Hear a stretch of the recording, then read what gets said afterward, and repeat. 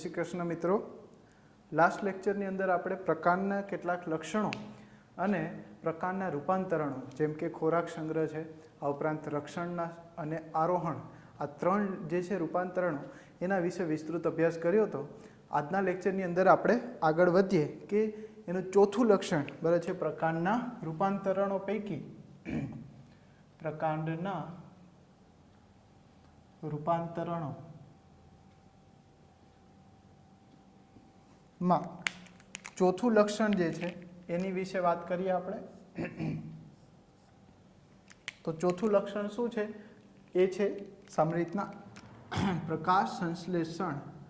પ્રકાશ સંશ્લેષણ તો વનસ્પતિમાં પ્રકાંડ જે છે એ પ્રકાશ સંશ્લેષણના કાર્ય સાથે સંકળાયેલું છે। તો આના વિશે વાત કરીએ તો કેટલાક જે છે વનસ્પતિની અંદર જે છે પ્રકાંડ છે, પર્ણો છે, એ સામાન્ય રીતના ખરી પડે છે। હવે એ સામાન્ય રીતે આપણને ખ્યાલ આવે કે પર્ણો ક્યાં ખરી પડે તો સામાન્ય રીતના ડેઝર્ટમાં, એટલે કે જ્યાં અતિશય તાપમાન હોય, રણ પ્રદેશમાં બરાબર છે, અથવા તો ગરમીનું પ્રમાણ જે છે વધુ હોય બરાબર છે, તો જ્યાં તાપમાન વધુ હોય, ટેમ્પરેચર ગરમી અથવા તો ટેમ્પરેચર વધુ હોય એવા વિસ્તારમાં શું કરશે? બાષ્પોત્સર્જન નિયંત્રણ માટે, બાષ્પોત્સર્જનના નિયંત્રણ માટે બરાબર છે વનસ્પતિ એના પર્ણો ખેરવી નાખે છે, પર્ણો ખરી પડે।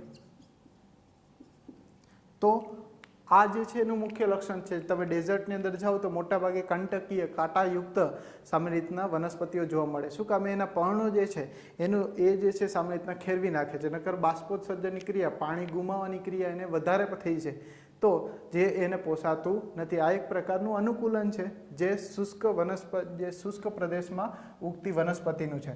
તો એ સામાન્ય રીતના એના પ્રકાંડ જે છે એ ચપટા બનાવશે। જેમ કે આપણને ખ્યાલ છે ફાફડો થોર બરાબર છે, ફાફડો થોર વિશે આપણે બધા જાણતા હોય તો કે આ એનું જે પ્રકાંડ છે ફાફડો થોર એક પ્રકારનું પ્રકાંડનું જ રૂપાંતરણ છે। એમની અંદર રહેલા જે કાંટા છે, તમે ક્યારેય બરાબર છે મેચ્યોર જોઈએ બરાબર છે, નાના નાના હોય ને થોર, તો એમની અંદર તમે જોશો તો અહીંયા નાના નાના પર્ણો તમને જોવા મળશે બરાબર છે। એ કેવા હોય? જેમ કે અહીંયા જ્યાં કાંટા ના હોય બરાબર છે તો ત્યાં આવી રીતના બરાબર છે પર્ણો જેવી રચના હશે નાના, પણ એ ત્યારબાદ શું પડશે? ખરી પડશે। તો આ જે રચના છે એકચ્યુઅલી પર્ણ નથી, એ શું છે? પ્રકાંડ છે બરાબર છે। આ જે છે પ્રકાંડ કંટક છે અને સામાન્ય રીતના આ જે છે પર્ણ છે, પર્ણ એ શું થાય? એ ખરી પડે અને પર્ણ ખરી પડે ત્યારબાદ જ ત્યાં શું થાય? કંટકનું બરાબર છે રૂપાંતરણ જોવા મળશે। તો આ જે છે ફાફડા થોર બરાબર છે, ફાફડા થોરની અંદર આપણે જોતા હોય બરાબર છે, જેને ઓપ્યુન્ટિયા તરીકે ઓળખીએ છીએ। સામાન્ય રીતના આ જે પ્રકાંડ છે એ કેવું હોય તો કે માંસલ હોય। માંસલ એટલે કે દળદાર બરાબર છે, રસયુક્ત, તમે કાપો તો એની અંદરથી પાણી ભરપૂર માત્રામાં નીકળે અને ગ્રીન હોવાથી પ્રકાશ સંશ્લેષણ કરી ખોરાક પણ તૈયાર કરે છે। તો આવા જે પ્રકાંડ જે છે પર્ણ સદસ્ય પ્રકાંડ કહેવાય। શું કહેવાય? પર્ણ સદસ્ય પ્રકાંડ બરાબર છે। તો કે પર્ણનું રૂપાંતરણ જે છે એ સામાન્ય રીતે પ્રકાંડમાં થઈ જાય। તો એ જે છે ત્યારબાદ વાત કરીએ નળાકાર, આ જે છે ચપટા પ્રકાંડ છે, એવી રીતના નળાકાર રૂપાંતરણો આપણે જોતા હોય। શેઢા જે છે વાડીના શેઢે આવી રીતના તમે ઉગેલા જોયા હોય બરાબર છે, તો વાવવામાં પણ આવે છે રક્ષણાત્મક દિવાલ તરીકે। તો આ જે છે એમની અંદર પણ જે કંટક જે છે એને યુફોર્બિયા તરીકે ઓળખવામાં આવે છે, જેની સમગ્ર શરીર પર એટલે કે દેહ રચના ઉપર આવા કાંટા હોય, પણ એ કેવા છે? એની રચના માંસલ અને નળાકાર છે। કેવા છે? માંસલ અને નળાકાર। તો આ જે છે એને યુફોર્બિયા તરીકે ઓળખવામાં આવે છે। યુફોર્બિયા જે કેવું છે? નળાકાર બરાબર છે પ્રકારનું રૂપાંતરણ છે, જે પણ ગ્રીન છે અને પ્રકાશ સંશ્લેષણ કરે છે। તો આવી રીતના માંસલ નળાકાર જે છે રચના, જે પ્રકાર હરિતદ્રવ્ય ધરાવે એટલે શું કરે? પ્રકાશ સંશ્લેષણ કરી શકે છે। તો આવી જે રચના જે છે એ જોવા મળશે। આ ઉપરાંત બરાબર છે વાનસ્પતિક પ્રજનન બરાબર છે, કેટલાક વાનસ્પતિક પ્રજનન સાથે સંકળાયેલી રચના છે, તો એના વિશે વાત કરીએ તો આપ જે છે ચોથું લક્ષણ વાત કરી પ્રકાશ સંશ્લેષણ. હવે વાત કરીએ વાનસ્પતિક પ્રજનન.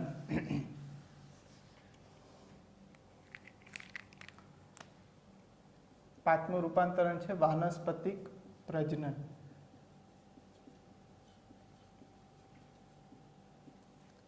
ખાસ વિદ્યાર્થી મિત્રો, આ જે ટોપિક છે એ તમને 12મામાં પણ બરાબર છે ચેપ્ટર 2 ની અંદર ઉપયોગ થશે બરાબર છે વાનસ્પતિક પ્રજનન. તો ખાસ અહીંયા પણ સારી રીતના સમજજો. મુખ્યત્વે એના 4 સ્વરૂપ છે. જેમ કે પહેલું સ્વરૂપ છે વાનસ્પતિક પ્રજનન એટલે શું કે ભૂમિ જે વનસ્પતિનો એવો ભાગ જેના દ્વારા નવા ભાગનું શું કરશે નવી વનસ્પતિને આપણે ઉગાડી શકીએ. તો એ વનસ્પતિના અંગો દ્વારા જ નવો બરાબર છે વનસ્પતિ ઉગે તો એને વાનસ્પતિક પ્રજનન તરીકે ઓળખીએ છીએ. જેમ કે વાનસ્પતિક પ્રજનનનું પહેલું સ્વરૂપ છે બરાબર છે એને આપણે કહીએ છીએ ભૂસ્તારી. શું કહીએ છીએ? ભૂસ્તારી. એકચ્યુઅલી ટેક્સ્ટમાં જે છે આ વર્ડ્સ આપેલો નથી પણ આપણે એમને કંઠસ્થ કરીએ. જેમ કે એને રનર તરીકે ઓળખીએ. શું કહીએ? રનર. ભૂસ્તારી. જો આના નામ ઉપરથી જ આપણને અંદાજ આવશે બરાબર છે શું કહે છે? ભૂસ્તર એટલે કે ભૂસ્તારી જમીનના સ્તરે. જેમ કે આ ભૂમિગત ભાગ છે જમીન, તો જમીનના સ્તરે બરાબર છે કોઈ વનસ્પતિ છે એ સામાન્ય રીતના જે છે એની શાખાઓ આવી રીતના ડેવલપ કરતી હોય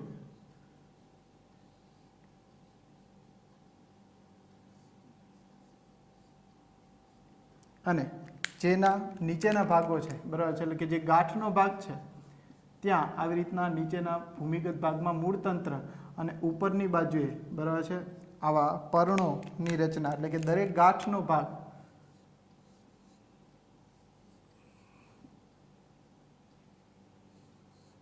બરાબર છે તો જમીનને સમાંતર રહીને જેમ કે આ એની પ્રકાંડનો છે નીચેનો ભાગ એટલે કે નીચેનો તલ ભાગ કહેવાય. શું કહેવાય? તલ ભાગ. એટલે પ્રકાંડનો બરાબર છે તલ ભાગ, પ્રકાંડનો તલ ભાગ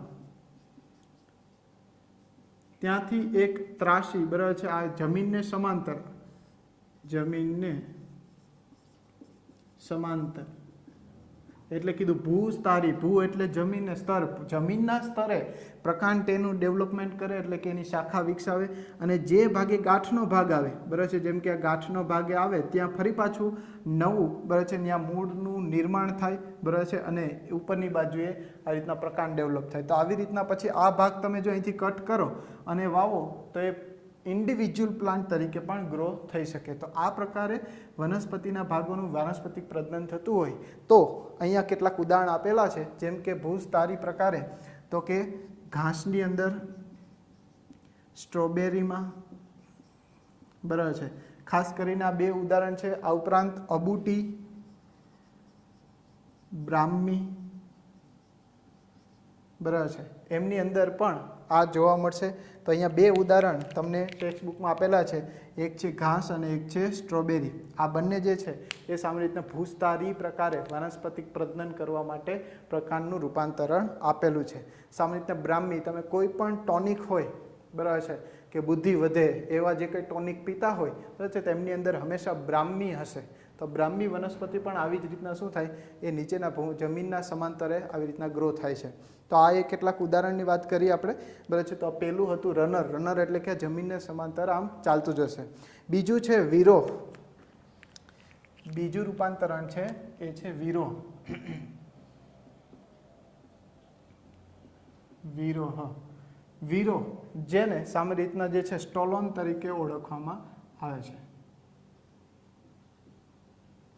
તો આ વિરોહની વાત કરીએ તો અહીંયા પણ આ જમીનની રચના છે બરાબર છે. જમીનના ભાગેથી કોઈ વનસ્પતિ છે એના તલ ભાગે પ્રકાંડ અક્ષ મુખ્ય અક્ષના તલ ભાગેથી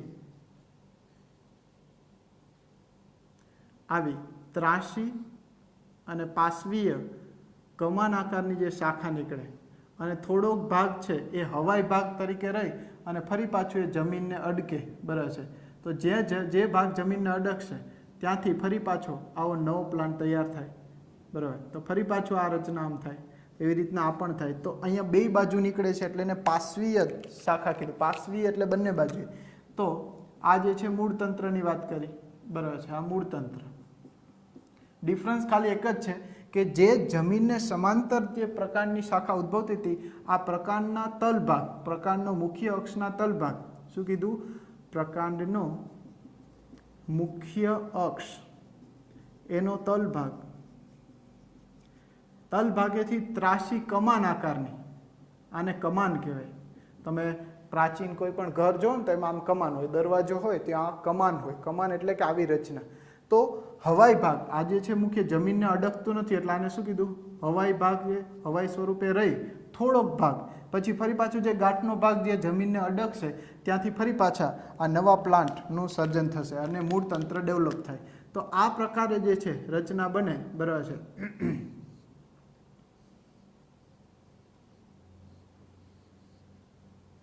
તો આ જે છે આને વિરોહ તરીકે ઓળખવામાં આવે છે. તો આ વિરોહ, સ્ટોલન્સ, વિરોહનું એક જ ઉદાહરણ યાદ રાખવાનું છે કે કમાન હોય એની જે ત્રાસી શાખિત એ કમાનનું નિર્માણ કરશે. જેમ કે ફુદીનો, હંસરાજ, આના ઉદાહરણોની અંદર ફુદીનો, હંસરાજ. હંસરાજ આપણને ખ્યાલ છે ત્રિઅંગી વનસ્પતિ છે જેને નેફ્રોલેપિસ તરીકે આપણે ઓળખતા હતા. જુઈ, જાસ્મીન અને પીપરમિન્ટ, બરાબર છે. તો આપણી ટેક્સ્ટની અંદર સમરીતના જે છે ફુદીનો અને જુઈ, ફુદીનો અને જુઈ આ બે ઉદાહરણ આપેલા છે. તો આમની અંદર સામરીતના હંસરાજમાં પણ તમે જુઓ કે આ જે ભાગ હશે ત્યાંથી ફરી પાછું પાન નીકળશે. તો એમાં પણ ગાંઠામૂળીમાંથી ધીરે ધીરે આવા પર્ણોનો ઉદ્ભવ થાય. પછી એમાં આવી રીતના જે ત્રાસી ઉદ્ભવશે એમાં રોમમય રચના હોય જેને રામેન્ટા કહેતા હતા. યાદ કરો, બરાબર છે.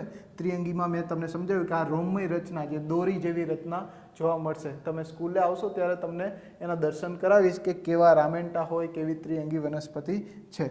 તો આ જે રચના આપણે કીધું એને શું કહીશું? વિરોહ તરીકે ઓળખીએ. શું યાદ રાખશું? મુખ્ય અક્ષના ધરી જે છે તલભાગે ત્યાંથી ત્રાસી કમાન આકારે, બરાબર છે, એક શાખાનો ઉદ્ભવ થાય. થોડોક ભાગ હવાઈ ભાગ રહે બાદ તે જમીનને અડકે અને ત્યાંથી નવી જે છે શાખાનું, બરાબર છે, એ નિર્માણ કરે. તો આ પ્રકારે જે રચના છે એને આપણે વિરોહ તરીકે ઓળખીએ છીએ. તો આ વિરોહ એમની અંદર ફુદીના આ જે છે એનું AIPMTની અંદરથી, બરાબર છે, ક્વેશ્ચન 2009ની અંદર 19ની અંદર આ ક્વેશ્ચન પૂછાય. ફુદીનો, ફુદીના નીચેનામાંથી કયા ઉદાહરણ છે એ વિરોહ પ્રકારનું છે અથવા તો વિરોહનું નિર્દેશન કરતા? ફુદીનાની અંદર, બરાબર છે, કયા પ્રકારનું રૂપાંતરણ જોવા મળશે? તો એમાં આવશે વિરોહ, બરાબર છે. તો આ આપણે થયું બીજું રૂપાંતરણ જે વાનસ્પતિક પ્રજનન કરે છે. અહીંયા પણ તમે કટ કરી નાખો તો આ ઇન્ડિવિજ્યુઅલ પ્લાન્ટ થઈ ગયો. ફરી પાછી એની શાખા આગળ વધે ત્યાં પણ એક પ્લાન્ટ ડેવલપ થાય તો આમ આગળ ડેવલપ થશે. તો ત્યારબાદ જે છે ત્રીજી રચના છે ભૂસ્તારિકા. ભૂસ્તારિકા જેને ઓફસેટ તરીકે ઓળખીએ છીએ. રેડી? આપણે થોડુંક ઉપર લખીએ. ભૂસ્તારિકા જેને ઓફસેટ તરીકે ઓળખવામાં આવે છે. તો ભૂસ્તારિકાની અંદર જોઈએ તો મોટા ભાગે બે ઉદાહરણ આપેલા છે. જલજ વનસ્પતિ છે. કેવી છે? જલજ વનસ્પતિ, બરાબર છે. સામાન્ય રીતના ભૂસ્તારિકા એ જે છે એ સામાન્ય રીતના શું છે? એ તરતી વનસ્પતિની અંદર તમે જોઈ હોય, બરાબર છે. આપણે ઉદાહરણ પણ આગળ અભ્યાસ કરશું જે 12માં પણ આવશે. તો સામાન્ય રીતના પાણીનું લેયર છે. જેમ કે આ પાણી છે તો એમની અંદર જે મુખ્ય પાર્ટ છે વનસ્પતિનો, બરાબર છે, એની અંદર જોઈએ તો જેમ કે જળ શૃંખલાની અંદર તમે જોશો તો એમાં આ જે મુખ્ય જે ભાગ છે વનસ્પતિનો એમાં નીચે આવો પ્રકાંડનો ફૂલેલો ભાગ હોય. શું હોય? ફૂલેલો ભાગ હોય.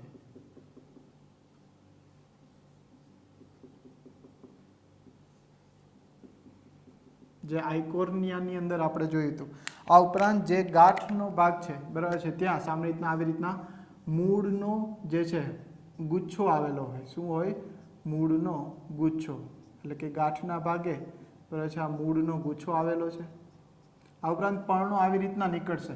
તો આવા જે પર્ણો ઉદ્ભવેલા છે બરાબર છે એને આપણે ગુલાબવત પર્ણો તરીકે ઓળખીએ. બરાબર છે, આ આખે આખું એક પર્ણ જ છે, તો ગુલાબની જેમ આમ નીકળતા હોય એક જ જગ્યાએ, તો આને ગુલાબવત પર્ણો તરીકે, ગુલાબવત પર્ણોની ગોઠવણી છે. બરાબર છે, ગાંઠના ભાગે મૂળનો ગુચ્છો છે. બરાબર છે, અને હવે જે વાત કરીએ છીએ મુખ્ય એની જે રચના છે, તો આ જે ગાંઠમાંથી નીકળતી આ જે રચના છે, તો આ વચ્ચેનો ભાગ છે એ ખૂબ જ ટૂંકી, શું કહેવાય, ખૂબ જ ટૂંકી એવી આંતરગાંઠ ધરાવે છે. બરાબર છે, અને ફરી પાછી ત્યાં એ નાના પર્ણોનો ઉદ્ભવ થાય છે ગાંઠના ભાગેથી. બરાબર છે,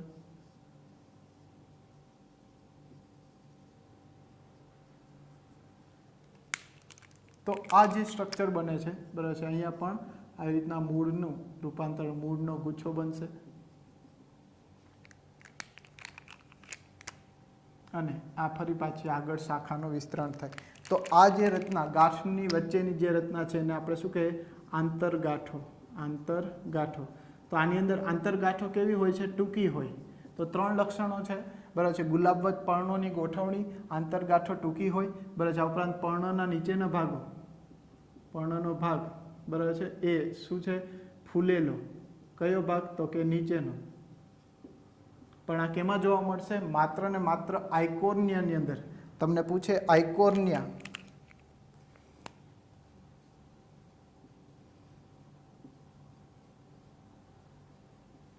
આઇકોર્નિયાની અંદર સામાન્ય રીતના આ રચના જોવા મળે છે. જ્યારે પિસ્ટિયા કે બરાબર છે, તો પિસ્ટિયાની અંદર સામાન્ય રીતના એક અલગ પ્રકારની રચના જોવા મળશે. બરાબર છે, એમની અંદર જે પર્ણ છે એ કેવા હોય, તો કે એમાં આવી રીતના ફૂલેલા પર્ણ ના હોય, ડાયરેક્ટ જે ભાગ છે એ આવી રીતના બુઠ્ઠા પર્ણો જે છે આવી રીતના નીકળતા હોય. બરાબર છે, તો એમાં પર્ણ ફૂલેલા જોવા મળશે નહીં. તો એની ઉપરથી એની ઓળખાણ થશે. તો આને આપણે શું કહીશું, આને પિસ્ટિયા તરીકે ઓળખીએ. તો આ બંનેનો ડિફરન્સ ખાસ યાદ રાખજો, પિસ્ટિયા બરાબર છે અને આઇકોર્નિયા. આ બંને અલગ અલગ છે. બરાબર છે, બંને એક વનસ્પતિ નથી, બંને અલગ છે. પિસ્ટિયાની અંદર જે છે ફૂલેલો ભાગ હોતો નથી, જ્યારે આઇકોર્નિયા છે એની અંદર નીચે પર્ણો જે છે એ ફૂલેલા હોય છે. તો આ બે ડિફરન્સ યાદ રાખીશું, જેને ઓફસેટ તરીકે, ભૂસ્તારિકા તરીકે ઓળખીએ છીએ. બરાબર છે, ત્યારબાદ ડી, ચોથું લક્ષણ જોઈએ. બરાબર, ચોથું સ્વરૂપ એ છે અધો ભૂસ્તારી. અધો ભૂસ્તારી. બરાબર છે, તો અધો ભૂસ્તારી જે સામાન્ય રીતના સકર તરીકે ઓળખીએ છીએ.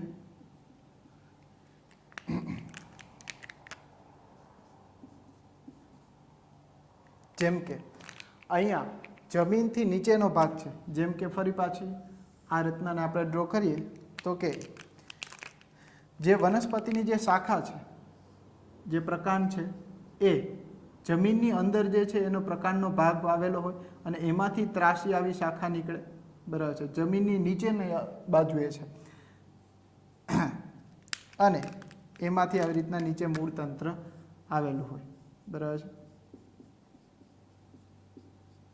પરંતુ આ જે રચના છે એ કેવું છે, જમીનથી નીચેની બાજુએ આવી રીતના વિકસી અને ત્યારબાદ એ જમીનથી આમ બહાર નીકળશે.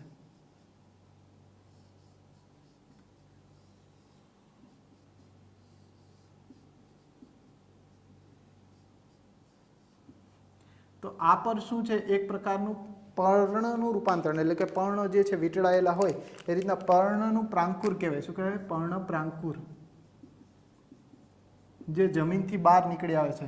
આ આડી શાખા છે જે ભૂમિગત જે છે પ્રકાંડના તલ ભાગેથી આવી આડી શાખાઓ નીકળે અને થોડાક આગળ જઈ અને જમીનથી બહાર નીકળશે, જે પર્ણ પ્રાંકુર તરીકે ઓળખવામાં આવે. તો અડધું જમીનની અંદર છે, એટલે અધો ભૂસ્તારી. અધો એટલે અડધું. બરાબર છે, અધો ભૂસ્તારી. અધો એટલે અડધું નહીં, સોરી, અધો એટલે નીચે, ભૂ એટલે જમીન. તો જમીનથી નીચેની બાજુએથી શાખા નીકળે છે એટલે આને અધો ભૂસ્તારી તરીકે ઓળખીએ છીએ. સામે રીતના અહીંયા 3 ઉદાહરણ યાદ રાખવાના છે. કેળા છે, એક અનાનસ છે અને ત્રીજું છે ગુલદાઉદી, જેને ક્રિસેન્થેમિયમ તરીકે ઓળખીએ છીએ. આને પાઇનેપલ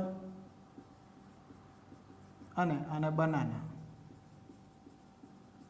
બરાબર છે. તો આ અધોભૂસ્તારી જમીનથી નીચેની બાજુએ આ જે છે રચના આવેલી છે.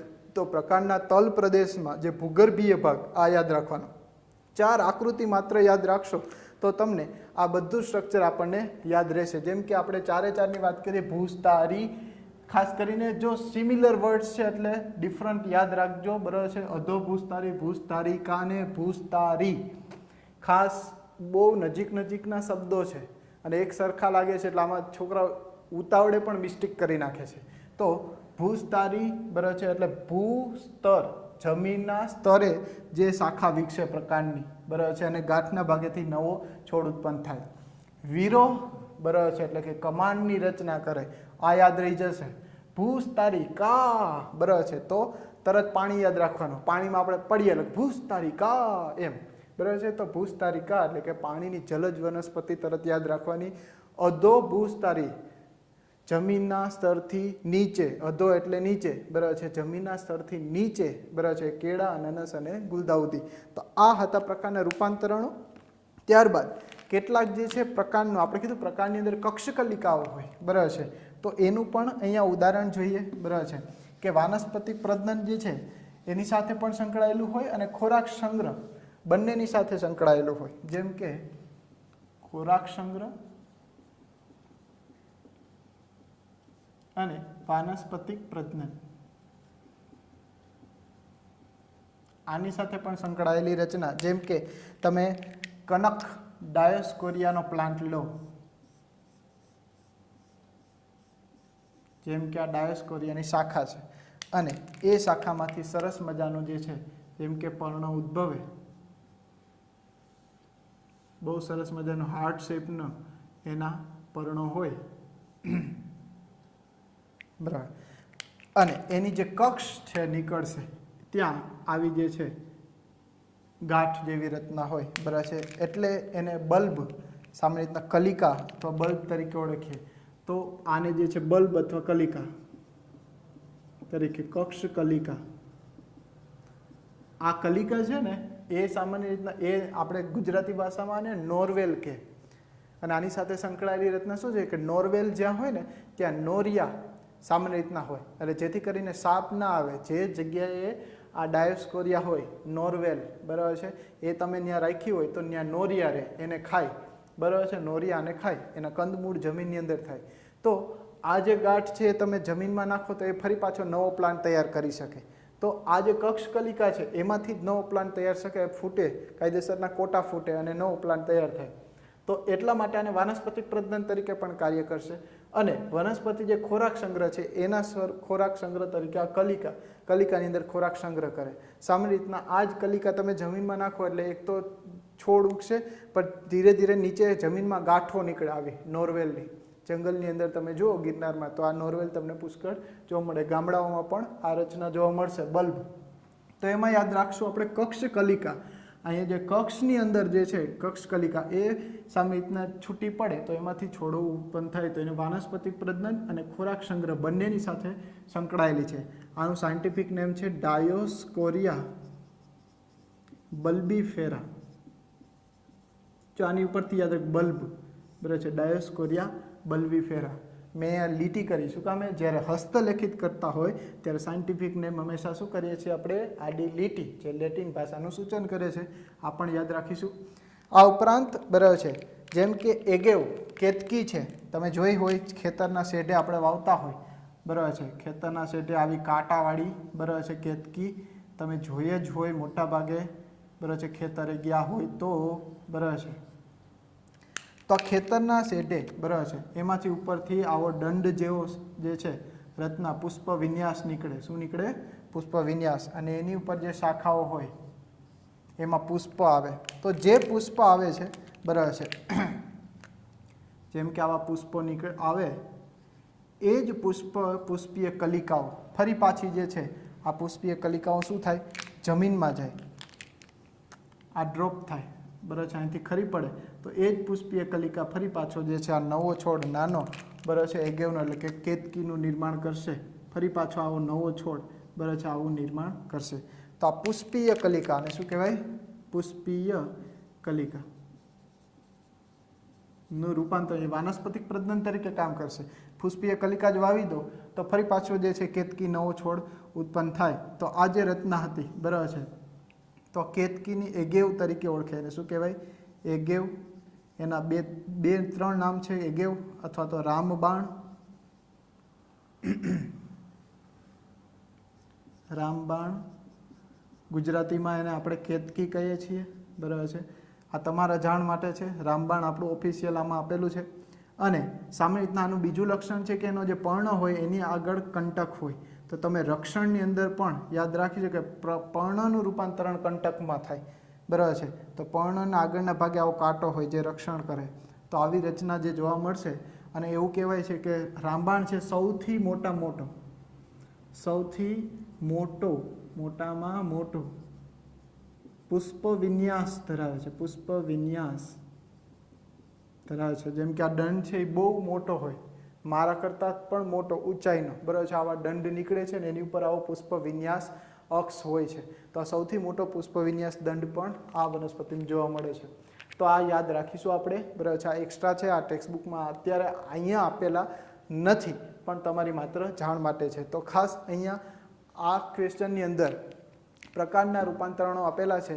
એમની અંદર પહેલાં તો આપણે ભૂમિગત, બરાબર છે, જેમાં ખોરાક સંગ્રહ થાય છે એના ઉદાહરણો યાદ રાખીશું.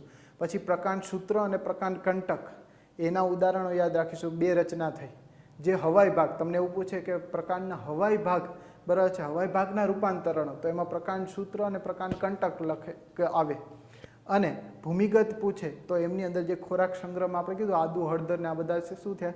જમીનની અંદર જોવા મળતા, બરાબર છે. ત્યારબાદ વાનસ્પતિક પ્રજનન માટે આ 4 વર્ડ્સ યાદ રાખશું. ભૂસ્તારી, ભૂસ્તારિકા, અધો ભૂસ્તારી અને વિરોહ, બરાબર છે. તો આ જે હતું પ્રકારનું રૂપાંતરણ. હવે આપણે નેક્સ્ટ લેક્ચરમાં પર્ણો, લીફ વિશે ખૂબ જ વિસ્તૃતપૂર્વક આપણે સારી રીતના અભ્યાસ કરીશું. તો આટલું જ આજે. ફરી મળીશું. Thank you so much.